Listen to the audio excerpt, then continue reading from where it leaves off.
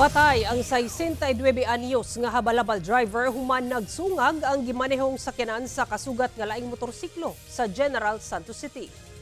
Maayong pagkalagpot gikan sa ilang tagsa-tagsang motorsiklo kining duha ka rider atol sa panagbangga sa ilang mga motorsiklo sa intersection sa kadalanan sa Barangay Dajangas West sa General Santos City pasado alas 11 Lunes sa gabi.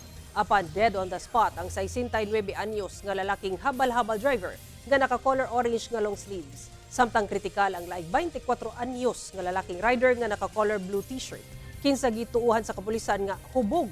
Sanglit na ni maho matud pa kini og ilim nung makahubog. Sa investigasyon sa kapulisan, gilatas sa duha ka motorsiklo ang dalan sa maong intersection dihang kalit nga nabangga ang habal-habal driver dihang miliko kini pawala sa lane sa nagpadulong nga 24 anyos nga rider. Ginahulat sa PNP ang settlement sa duha ka kampo. Ginasulayan pa sa GMA Regional TV 1 Mindanao nga makuhaan kini og pahayag.